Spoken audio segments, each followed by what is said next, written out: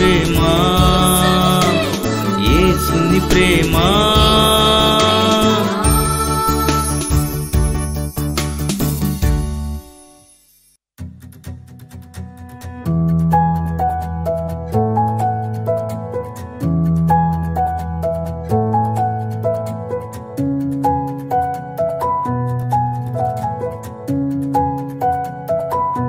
స్తుతి నైవేద్యం.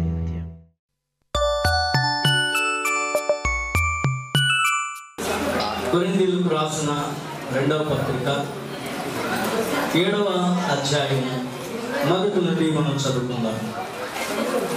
ప్రియులారా, మనకు ఈ వాగ్దానములు ఉన్నవి కనుక దేవుని భయముతో పరిశుద్ధతను సంపూర్తి చేసుకొనుచు శరీరమునకును ఆత్మకును కలిగిన సమస్త కల్మషము నుండి మనలను పవిత్రులుగా చేసుకుందాము. మహాపరిశుద్ధుడైన మా తండ్రి, ఈ వాక్యం ద్వారా నీ ప్రజలందరితోనూ నీ సంఘముతోనూ మాట్లాడండి. నీ కృప వినుచున్న వారందరి మీద ఉంచండి. ఈ వర్తమానం ద్వారా పరిశుద్ధతను సంపూర్ణం చేసుకోవటం మాకు నేర్పించమని యేసు నామమున ప్రార్థన చేయుచున్నాము తండ్రి, ఆమేన్. అపోస్తలుడైన పౌలు, దేవుడు మనకి ఇచ్చిన పరిశుద్ధతను మనం సంపూర్ణము చేసుకోవాలని చెప్తున్నాడు. హల్లెలూయా. పరిశుద్ధతలో కూడా సంపూర్ణమైన పరిశుద్ధత. ఏంటి, భక్తి జీవితం అనేది ఒకరోజు చేసే భక్తి కాదు మన భక్తి. ఏంటి, ఈ లోకంలో చాలా భక్తి మార్గాలు ఉన్నాయి, కొన్ని రోజులు మాత్రమే చేయొచ్చు వాటిని. కానీ మన దేవుడు మనకి చెప్పిన భక్తి ఏంటంటే, మీరు సంపూర్ణులు కావాలి, పరిశుద్ధతలో కూడా సంపూర్ణమైన పరిశుద్ధత పొందుకోవాలని దేవుడు మనతో చెప్తున్నాడు. ఎందుకట ఈ సంపూర్ణత, ఈ పరిశుద్ధత అంటే, మనకు దేవుడిచ్చిన వాగ్దానమును స్వతంత్రించుకోవడానికి. దేవుడు మనకి ఏ వాగ్దానం ఇచ్చాడు అంటే, ఏంటి, పాపులమైన మనకు, ఏ అర్హత లేని మనకు దేవుడుండే ఆ రాజ్యములోనే దేవుడు మనకేం కల్పించాడంటే స్థానము కల్పించాడు. హల్లెలూయా. దేవుని యొక్క గొప్ప ప్రేమ ఏంటంటే, ఆయనుండు స్థలములోనే మనం ఉండులాగన ఆయన మనకేమిచ్చాడండి, వాగ్దానము ఇచ్చాడు. ఏంటి, ఎవరు కూడా, పెద్దవాళ్ళు ఎవరు కూడా వాళ్ళు ఉండే పరిస్థితుల్లో మనం ఉండాలని కోరుకోరు కదా. ఒక ముఖ్యమంత్రి ఉన్నాడు అనుకోండి, ప్రధానమంత్రి ఉన్నాడు అనుకోండి, ఏంటి, వాళ్ళ లాంటి ఇల్లు కట్టి పెడతారు మనకి. ఇల్లు ఇస్తారు కానీ ఏ ఇల్లు ఇస్తారు చెప్పండి కదా. ఆ ఇల్లు ఇస్తారు, మంచిదే, ఆ ఇంటికే మనం చాలా సంబరపడిపోతాం. కానీ వాళ్ళకుండే ఇంటి లాంటి ఇల్లు కట్టే ప్రధానమంత్రి ఎవరైనా వస్తారా? ఏ ముఖ్యమంత్రి అన్నా పని చేయగలడా? అంత ధనం ఉందా? నిజానికి ఎవరు చేయలేరు, ఎందుకంటే అంత ధనము కూడా వాళ్ళకి ఉండదు. కానీ మన దేవుడు శ్రీమంతుడు. దేవునికి స్తోత్రం చెల్లిందాం. ఆయన ఉండు స్థలములోనే, ఆయన ఉండు చోటనే మనకి దేవుడు ఏంటి స్థలాలు ఇస్తున్నాడు. ఆయన ఉండే రాజ్యంలోనే మనకు స్థానము కల్పిస్తున్నాడు. ఆయన ఉండు చోటనే మనం ఉండేలాగున దేవుని కృప మన మీద ఉంది. ఇది వాగ్దానం. అయితే ఈ వాగ్దానము దేవుడు మన అందరికీ ఇచ్చాడు. అయితే ఈ వాగ్దానాన్ని మనం ఏం చేసుకోవాలంటే, మనము కూడా కొన్ని కార్యాలు చేసి స్వతంత్రించుకోవాలి. హల్లెలూయా. మనలో కూడా ఉండాలి. దేవుడు చేయవలసిన పని దేవుడు చేస్తాడు, మనం చేయవలసిన పని మనము చేయాలి.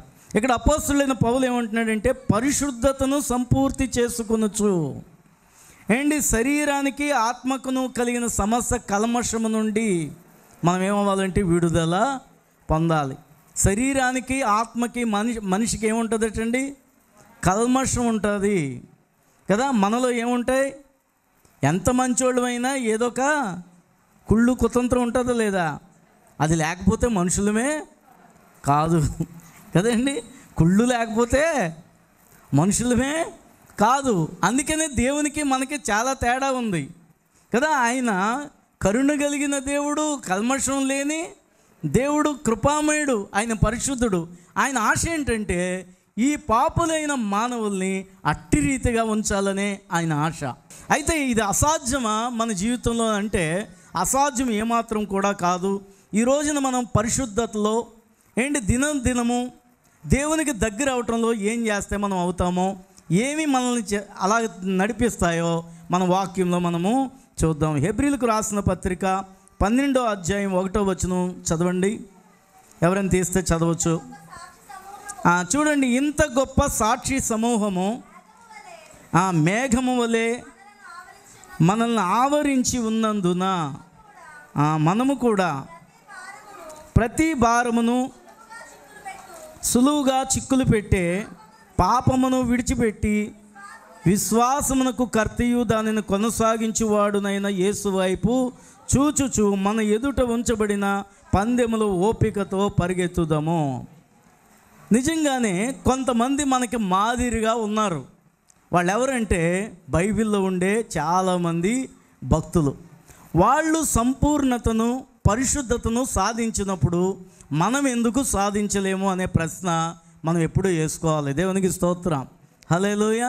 ఒక్కోసారి చదువుకునే పిల్లలు వాళ్ళకంత మంచి మార్కులు వచ్చినప్పుడు మనకెందుకు రావు అనుకున్న వాళ్ళు ఏమవుతారంటే బాగా వాళ్ళు కూడా ఏం చేస్తారండి, పోటీగా చదువుతారు. భక్తి జీవితంలో కూడా దేవుడు ఏమంటున్నాడంటే వాక్యం ద్వారా, మీరు కూడా ఓపికగా ఈ భక్తి అనే పరుగు పందెంలో పరిగెత్తండి అంటున్నాడు. దేవునికి స్తోత్రం చెల్లిందాం. పాత నిబంధనలో చాలామంది భక్తులు పరిశుద్ధతను సంపాదించుకున్నారు.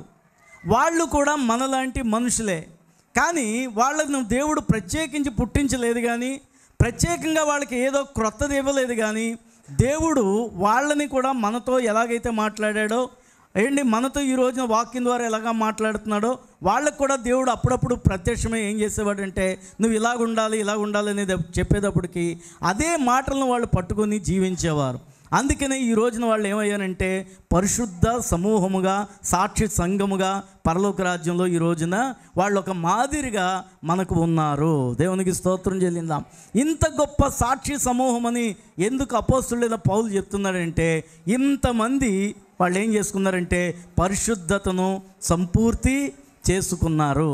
కాబట్టి ఇదే రోజున మనం కూడా ఈ మాటలను జ్ఞాపకం చేసుకొని మనం ఎందుకు పరిశుద్ధతలో బ్రతకలేమంటే తప్పకుండా దేవుడు మనల్ని కూడా పరిశుద్ధతలో జీవింపజేస్తాడు. యూదా వ్రాసిన పత్రిక 24వ వచనం చదవండి.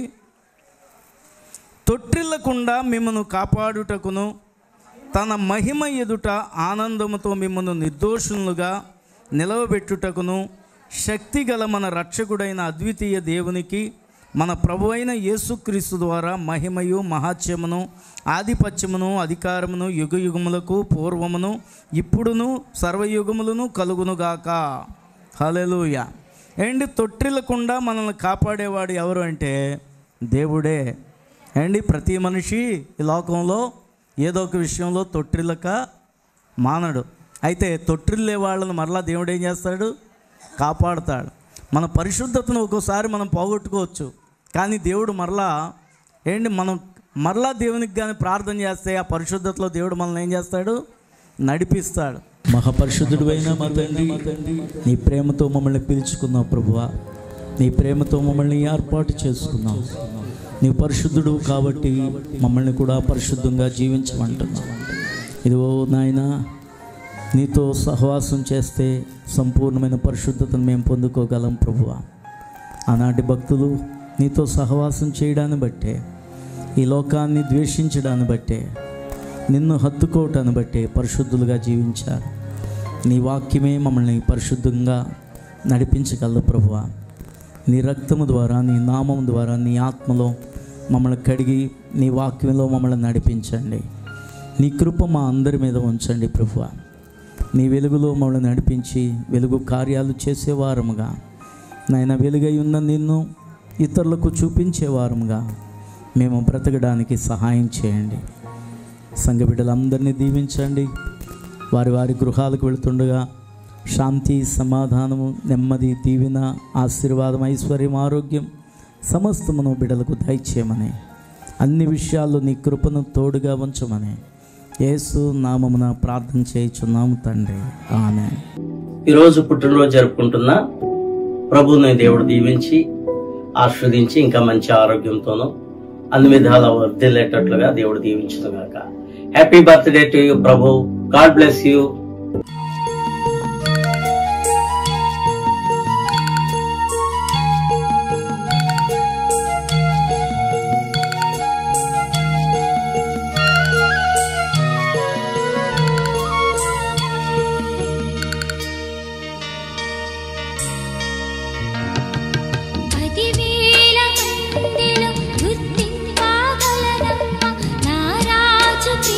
నీకు